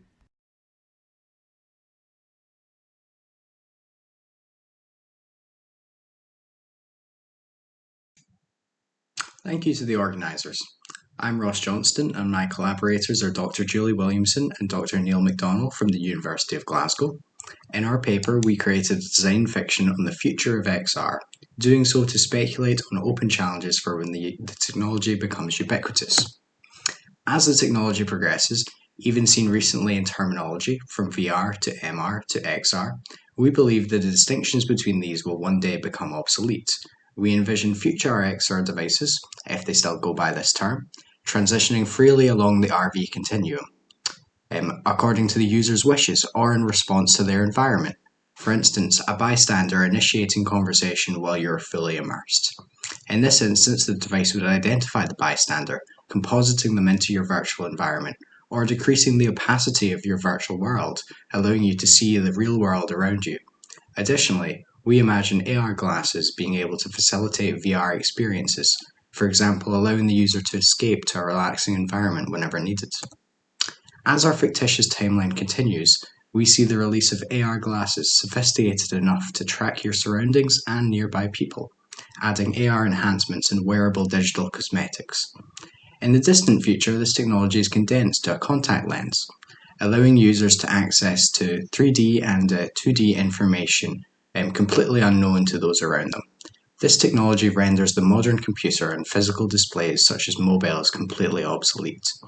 Lastly, in the far distant future, we envision an invasive brain-computer interface, or BCI, with experienced machine capabilities, able to alter memory and senses on a biological level. The narrative will be held together by a virtual assistant, seen below, who too progresses, from a voice assistant to an artificial intelligence, advanced enough to be indistinguishable from talking to an actual human being. Our first case study focuses on smart AR glasses. By observing the world around the user, AR content is conveniently placed, further tracking bystanders and other adopters, adding their chosen digital cosmetics. The main question posed here are whether AR advertisements pose a unique threat to our autonomous choices. Able to appear unlike anything seen in nature, these ads could potentially subliminally influence the user, just as modern technology does today, but to a higher extent. Additionally, inspired by Black Mirror, we asked ourselves how unsettling blocking would be for the average person using person detection and occlusion. And lastly, whether these digital cosmetics could put the user at risk by divulging aspects of their personal identity available to other adopters with just a glance. To replicate these features, we would mock them using present-day XR devices and the Unity game engine, in this case using the Nreal light glasses seen in the top right. The second case study sees this technology evolve, now condensed into a contact lens. We envision this technology aiding in understanding of abstract concepts through 3D visualizations, ensuring productivity by eliminating outside world distractions, for example through person occlusion and noise cancellation. Specifically, we look at whether using such a technology in everyday contexts could bring an unfair advantage. The user could, in theory, appear more informed on topics than they actually are, discreetly being presented information by their device. In the future, will those who rely on biological memory alone be seen as inferior? Will workplaces demand this as the standard? We intend to explore these dystopian pathways using the HoloLens 2 in public settings, seen above on the right. And finally, in the far distant future, we imagine brain-computer interfaces that can alter memory and senses in real time. In such a world, would real experiences still hold any appeal? Indistinguishable from real-world stimuli, we may see people spending more time in virtual worlds than the real one. We intend to produce mock-ups of these scenarios using the Meta Quest 2 and the Unity game engine. A VR simulator can be seen on the bottom right, allowing users to fly around their virtual worlds. The main challenges we see for such a future are how these computer-mediated experiences affect us on a neurological and psychological level, which has not yet been fully explored. As the technology improves graphically, we must ensure experiences do not put the user at risk. For example, confusing them into mistaking virtual content for real content or vice versa. There is the distinct need for reality and virtuality anchors, elements that make the user conscious of the nature of the content they are seeing. Aside from needing far less physical space for displays, will such technologies bring greater value to the human experience? Certainly they would give the user more agency, able to control their very reality at will. However, as seen with previous technologies, it is unclear how this technology would actually be used, and whether this would affect the user positively or negatively. Lastly, unlike most technology existing within our world, XR exists between the world and our senses. Inviting such a technology into our everyday lives is a personal choice. We should ensure that being a member of society holds no requirements to use potentially harmful and invasive technology. We're currently working to create prototypes of some of these dystopian scenarios, and we decide you to try out these prototypes when they are ready to be field tested. Thank you for watching.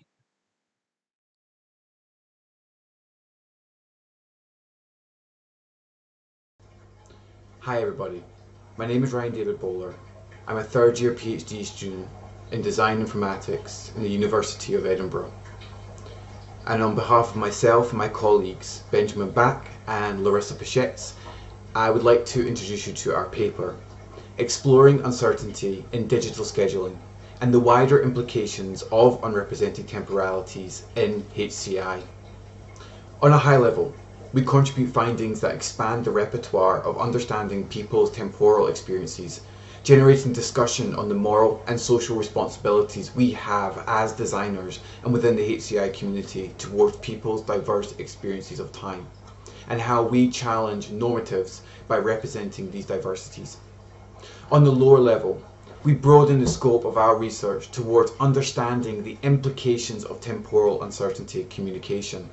This study helped to reveal people's experiences, concerns and wishes of communicating uncertainty.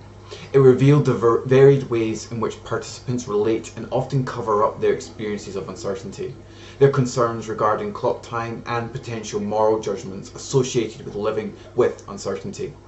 Eventually we formulate future directions for designing social event planning tools that make uncertainty more visible and normal, particularly to support empathy and inclusion.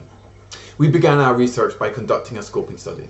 We interviewed 7 people with chronic fatigue syndrome to understand their perceptions, practices and strategies of time. Chronic fatigue syndrome imposes extraordinary challenges to a person's life, including sudden and extreme fatigue.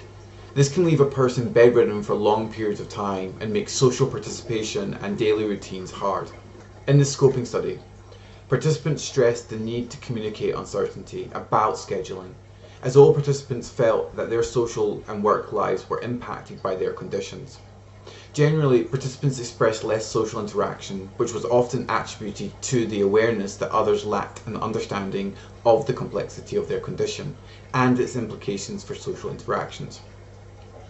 Scheduling became an avoidable task for some, as many events required certainty weeks prior or ran to rigid time schedules that did not offer any precedence or flexibility in time to the uncertainties of one's life living with chronic fatigue syndrome, which motivated this research further. In this paper, we explore uncertainty as a starting point and leading principle behind digital scheduling tools. Digital calendars and other technologies for social event planning leave little space to communicate uncertainty regarding time, place, or the ability to attend an event. Narratives of certainty can be detrimental and lead to the marginalization of those who find it hard to cope with rigid and strict-paced schedules, such as people with health conditions or care and responsibilities, to name a few. From our scoping study's preliminary findings, uncertainty was further expressed about the following aspects, which we list as U1 to U8. We formulate these aspects in ways that allow generalization to other social groups and scenarios beyond people with chronic fatigue syndrome. Informed by the U1 to U8, we designed a probe named HATES, which provided concrete scenarios to explore perceptions and implications of a normalization of uncertainty. The aim was to help people visualize the idea of uncertainty and understand implications for the design of tools that could better support it. We did a lot of design iteration. Eventually, we converged towards the following three main features, in which U1 to UH could be represented within one or more of the features, each referenced by their particular name, which I shall now explain. Haze Event was a forum that allowed people to communicate their uncertainty about events with respect to the day, the time, and the location, using a blurred focus. Furthermore, participants could see other attendees' uncertainties about dates, times, and locations also. Haze days allow participants to block out and specify uncertainty around days leading up to a specific date or time, as well as the uncertainties after that date or time. All events in the uncertain days were automatically set to uncertain once they were highlighted, using a drag motion. And Haze widget was as shown on a mobile home screen to indicate uncertainty about the ability to attend an up-and-coming event, certain which was on the left and uncertain which was on the right. This acted as a reminder to participants of the up-and-coming uncertainty that they might have about a particular event. We used these three Haze probes in the study with 14 participants to understand how it could influence people's attitudes towards temporal uncertainty, as well as their use case in hypothetical scenarios. We prepared Haze as an interactive demo in Adobe XD. We created fictitious events without titles to avoid priming people about specific event types during the interview. We made it clear to participants that we were not interested in feedback about specific interface elements, but in their perception of scenarios in which they would use such a feature to address issues around temporal uncertainty. And we went through a rigorous qualitative analysis of the data using a constructivistic grounding theory approach. Please see sections 5.3 for a more in-depth analysis of this process. Our interviews revealed that, despite being an everyday experience, uncertainty is often not communicated, motivated by a discomfort in revealing personal issues and the fear of being judged by moral conventions or experiencing social stigmatization. We found that a potential normalization of uncertainty could have positive implications for a variety of conditions, partially informed from our second study, where participants expressed physical and mental health conditions.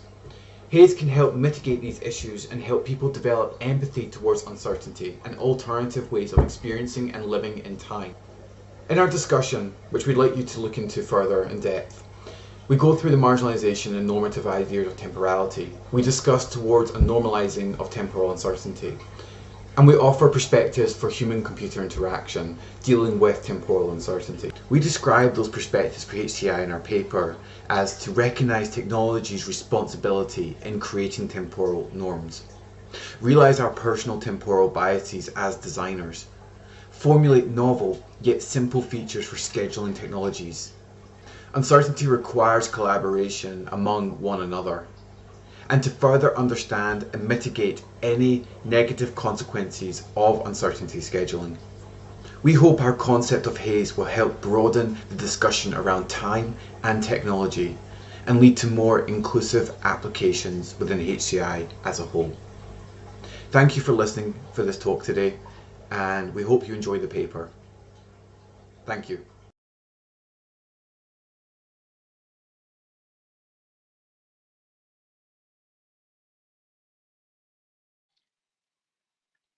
Hello, my name is Chris Elston from the University of Edinburgh, and this is Zoom Obscura.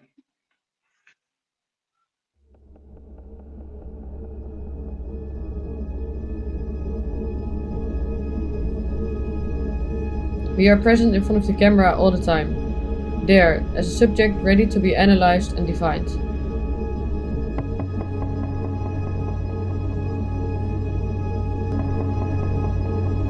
The software generates a doppelganger of the user by projecting their image into the StyleGAN2 FFHQ model. Zoom Obscura is a project that aims to give agency and control to the users of video conferencing technologies such as Zoom, while still allowing them to participate in online spaces and debates, enabling us to negotiate our own presence and our own value in these new spaces forced on us by pandemic living and working. The project brought together artists, academics, hackers, designers and creative technologists to develop critical interventions that make the problematic workings of these technologies legible to wider audiences, while empowering users to experiment with and control how their personal data, be that visual, audio or textual, manifests in online spaces. After 3 online workshops based around ideation, prototyping and presentation, the 7 commissioned artists presented their work at a launch event in April 2021. Martin Disley uses machine learning and a generative adversarial network to conjure up a deep-fake doppelganger that creates a continuum of difference between the closest match to the input face that the network can produce and the median face at the centre of the network's distribution. The avatar created, which is the one that I'm using now, is a close enough likeness that people will recognise who it is, but different enough that computers won't. B. Wisehire's Zoom mod pack enhances the theatricality of video calling, providing users ways to control their entrances and exits, and challenging the normalisation of front row visibility and constant surveillance. Ilse Powers enacts a masquerade call with her custom-made masking emoticons, exploring ways of expressing emotions on video calls without leaking data and compromising privacy. Michael Baldwin's piece Group Dialogues is a playful yet incisive exploration of temporality in video calling. Playing with concepts such as time lag, interruption and responsibility, Group Dialogues cleverly shows us how our behaviour and etiquettes are influenced by technologies such as Zoom. Sense. Because pointing straight. Using a live audio score, How to Touch Through the Screen, or the Erotics of Discontinuity, is an interactive piece by Andrea Zavala, which invites participants to discover ways of feeling connected while being physically apart, and being present in the digital space of a Zoom meeting whilst also remaining unseen. You're facing others, visible to others. Freeze in that moment, but keep breathing. Look at them. Are you endlessly stuck in Zoom meetings that you wish you could just walk away from? Yes. It's Not Really Me is a comedy sketch by Lloyd Henning and Peter Sutton of Foxdog Studios. Lloyd and Peter got fed up of the exhaustion of being permanently alert on video calls, so built a series of interventions to enable users to fake or disrupt their presence on screen.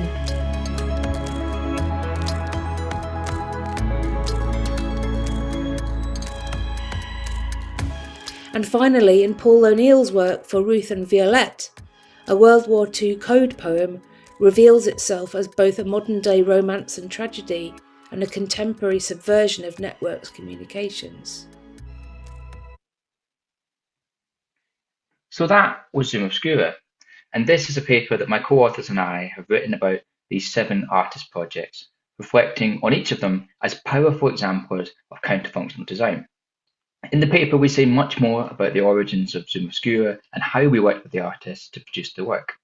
But here, I'd just like to focus on our analysis of counterfunctionality and what that might mean for futures of video conferencing. So counterfunctional design was developed by James Pearce and Eric Powers in these 2 wonderful papers at DISC in 2014. Fundamentally critical, counterfunctional design is most easily understood through the schema that they provide to encourage the practice. It begins that normally one can do something, a positive function with a technology. Now one cannot do something, a countered positive function. But now one might not do something else, a new counter function. Crucially, the approach here is both critical and adversarial, resisting or contesting a presumed affordance or use of a technology, but in doing so should also be generative of something else, creating and allowing for new experiences and affordances. So let me illustrate that with a couple of examples from the projects. So It's Not Really Me by Foxdog Studios replaces live video with pre-record canned responses. What this means is that normally one is viewing a live video stream. Now one may not be viewing a live video stream, but now one might politely disengage from a tiring call when not required. Group Dialogues by Michael Baldwin experiments with interrupting and redirecting conversation through Zoom. And here, normally one can rely on audio filtering, that little yellow box around a Zoom call, for a clear conversation. Now, through Group Dialogues, conversation is deliberately disrupted, but instead, one might pay more attention to how conversation is constructed. So in this kind of way, we identify some key strategies through which it's possible to counter the surveillance tendencies of video conferencing software, and by which we might aim to offer users greater agency in how they present themselves. We might, for example, look for ways to reduce visibility, and to resist the Zoom window and the bounds of that, counter the presumption of a face in a Zoom window, switching off entirely, or introducing new temporalities, countering this liveness. In the paper, we also discuss ways in which we might design alternative ways of being with video conferencing as a ubiquitous part of our everyday lives. So please read more in the paper, and I encourage you to visit the Zoom Obscura website. We're also on Twitter at Zoom Obscura. I want to thank sincerely my co-authors David Chatting, Mike Duggan, Andrew Dwyer, and Pip Thornton. I'd also like to thank the funders who supported this work, and thank you for watching.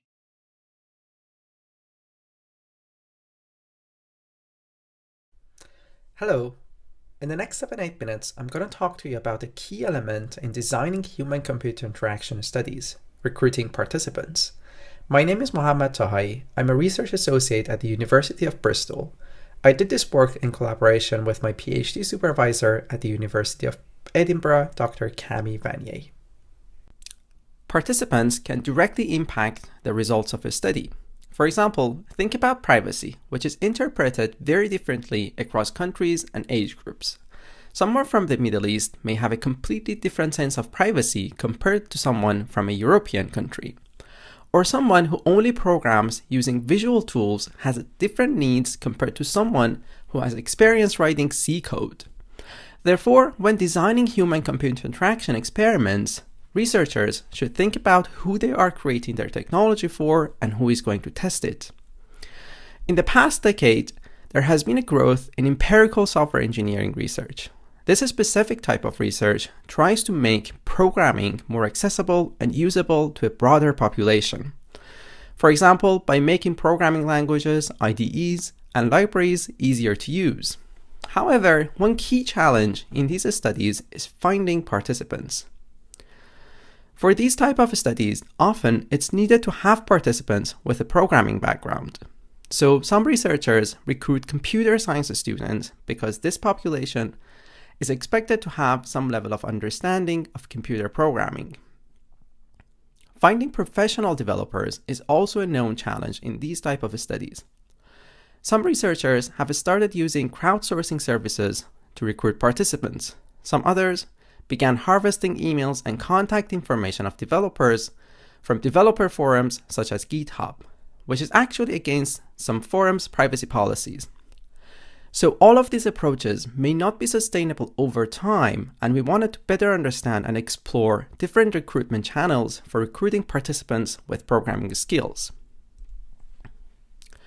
Our research questions covered three main areas. First, we wanted to understand which recruitment channel amongst the ones that we picked is the most suitable for recruiting participants with programming skills. Second, we wanted to know whether it is possible to use self-reported demographics or programming experiences as a way to screen participants. And lastly, we wanted to understand how different recruitment channels compare regarding security and privacy attitudes and secure software development self-efficacy. We added the last question because one of the difficulties we had in our own research was finding participants for usable security and privacy research directed at software developers, often reported as a challenge by other fellow researchers. To answer our research questions, we chose to distribute our survey on 5 recruitment channels, 4 crowdsourcing websites, and 1 mailing list for computer science students. The crowdsourcing platforms were chosen based on what has been used in the literature in HCI studies. We used Appen, Amazon Mechanical Turk, Clickworker, and Prolific. We also utilized our local mailing list for computer science students, a common practice in empirical software engineering studies. We first screened participants based on 4 questions, mainly interested in whether they would claim to have programming skills. We then chose 5 survey instruments suggested by the literature to assess programming experiences and skills: general security attitudes, general privacy attitudes, and secure software development self-efficacy. We decided to use survey instruments suggested by the literature instead of inventing new survey instruments because we wanted to compare our results with prior work and make our results easier to compare for future researchers. Our dataset is also available online for anyone who wants to use it. I'm going to show you some of our findings, though I highly suggest you look at the paper because there are a lot of interesting insights in there and a huge table that shows how much we spent on each specific step in each particular recruitment channel. So it's going to give you ideas about how much money you need to spend to recruit participants with programming skills. In this chart, you can see participants who took the main survey. All of these participants were screened against the question, do you have programming skills? And if they say yes, they were invited to take the main survey. One of the survey instruments assessed participants' programming knowledge with 5 questions that covered the website that they frequently used for programming, description of a compiler and a recursive function, and the most fitting value for a Boolean, and identifying the parameter of a function in a pseudocode algorithm with a loop. As you can see, Appen resulted in 0 participants who passed all these questions. Clickworker and Amazon Mechanical Turk resulted in few participants, which means that they do not seem to be a suitable recruitment channel for recruiting this type of participants. Prolific, however, resulted in a good number of participants. It also enabled us to screen participants without running a survey, making it much easier to screen participants. Computer science students are the most likely to get all the programming questions correct, so they are also a good channel for recruiting participants with programming skills. We were also interested in better understanding whether just asking simple questions such as how many years of experience do you have in software development would result in finding participants with programming skills. This table shows our results from our generalized linear model. The outcome variable is getting all the 5 programming questions correct, and the inputs are a bunch of demographics. For example, if we ask people about their role in a software development team, and if they say they are a developer, this can increase their chances of getting programming questions correct by 2.4 times compared to someone who doesn't work in a software development team. Noting that we are not saying that this question should be used to screen participants, but it can be helpful to better understand whether a participant does have programming skills or not by simply asking them if they are a developer or not. Quickly looking at the different channels, computer science students are about 26 times more likely to get the programming questions correct compared to prolific participants. Please see the paper for a comparison of different recruitment channels for privacy and security attitudes, as well as secure software development self-efficacy, our experience of using various recruitment channels, and several other insights that can help researchers recruit participants with programming skills. Thank you for listening.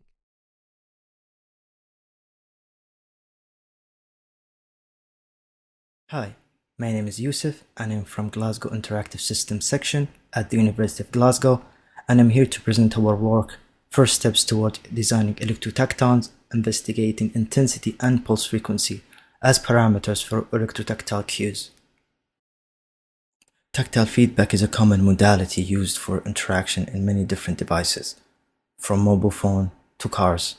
Through the use of touch, rich information can be delivered to the skin. As you can see in the picture, some examples like ultrasonic tactile, thermal feedback, and verbotactile. They can only generate a certain range of tactile experiences. It is important to improve or implement a good feedback for these interactions through which information can be presented. In our work, we studied a novel alternative tactile technology called electrotactile feedback that uses the flow of electrical current between electrodes. As you can see on the picture, how electrical current stimulate these receptors in the skin directly, giving a tactile sensation. The actuators used for electrotactile display, as you can see some examples of, are thin, small, flexible, light, durable, highly energy efficient, have no mechanical resonance, and are highly responsive, giving it advantages over mechanical actuators used for verbotactile display. Controlling this electrical flow and the shape of the signal is achieved by manipulating parameters such as pulse width, amplitude, and frequency, which can evoke different sensations. Our work presents the first steps toward creating electrotactons, an alternative to the vibration-based tactons. Electrotactons use electrotactile stimulation to create structured, abstract tactile messages for user interfaces. The picture shows the placement of the electrodes on the palm in our work to deliver the stimulation. So we conducted 2 experiments on the palm of the hand to study key questions in the design of electrotactile feedback. In the first, we investigated how 9 levels of intensity affected ratings of perceived urgency, annoyance, valence, and arousal, using 3 levels of pulse width and amplitude, which govern the strength of the electrical current. In the second experiment, we investigated the same 9 levels of intensity in terms of which stimuli felt more intense, and 6 levels of pulse frequency in terms of which stimuli felt rougher, looking at how many levels of each the participant could discriminate. In the picture here shows the setup for both experiments, where a participant was seated in front of a screen, receiving stimuli in the non-dominant hand and interacting with the interface with the other hand. In experiment 1, we used the within subjects repeated measures design, investigating the 9 levels of intensity on the palm. So the independent variable was the intensity level. As you can see from the naming of the levels, letter L means low, M means middle, and H means high. The first letter indicates pulse width, and the second indicates amplitude. And the dependent variables were the perceived urgency, annoyance, valence, and arousal. And we kept the pulse frequency fixed at 20 pulses per second. In each trial, we presented a cue for 1 second to the palm of the participants, and they would answer 4 questions, rating each of the sensations on a Likert scale of 7 points. We did 4 blocks of the 9 intensity levels in a random order. After performing the statistical test, we found that intensity had a significant effect on all perceived sensations. When we performed the post-hoc Tukey test, we found uniquely distinguishable levels for each of the sensations: 5 for urgency, 3 for annoyance, 2 for valence, and 3 for arousal. In the second experiment, we used the within-subject design using the same setup as experiment 1 and consists of 2 parts. The first investigated the discriminability of the same 9 levels of intensity from experiment 1. The second part investigated the discriminability of 6 levels of pulse frequency. In each trial, participants were presented with a pair of stimuli, each for 1 second with 1 second in between, in a random order, and were asked which one was more intense in part 1 and which one was rougher in part 2. Pairs of the same strength and pulse frequency were excluded. For part 1, we did 2 blocks of 36 possible pairs. For part 2, we did 2 blocks of 15 possible pairs.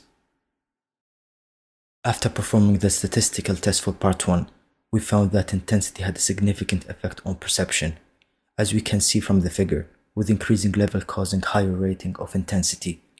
From the post-hoc Tukey test, we found 4 uniquely distinguishable levels. For part 2, the statistical test showed that pulse frequency had a significant effect on perception. From the post-hoc Tukey test, we only found 2 distinguishable levels. Our work explored the design space of electrotactile feedback for creating effective cues and has provided an insight into the importance of different parameters such as intensity and pulse frequency for designing electrotacton.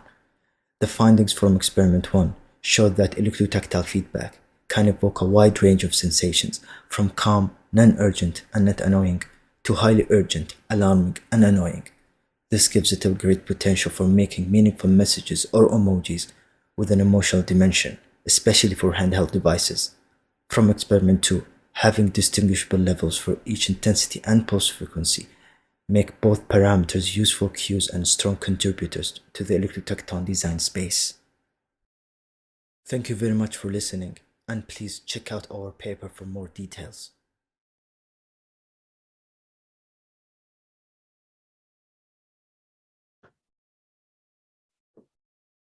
Hi everyone, I'm Dilara, PhD student at the University of Edinburgh, and this work is about understanding the privacy settings switching behavior on Twitter. We quantify this changing behavior shown by Twitter users and investigate the reasons behind them. This research is conducted together with Kemi Wenye and Walid Magdi. People use social network platforms to connect with each other, share various information, and observe others and interact with them. People can choose to only connect with a specific group of people or multiple social circles. When these social circles, such as friends, family, and colleagues, are all on the same social network, it can be hard for users to control the flow of information.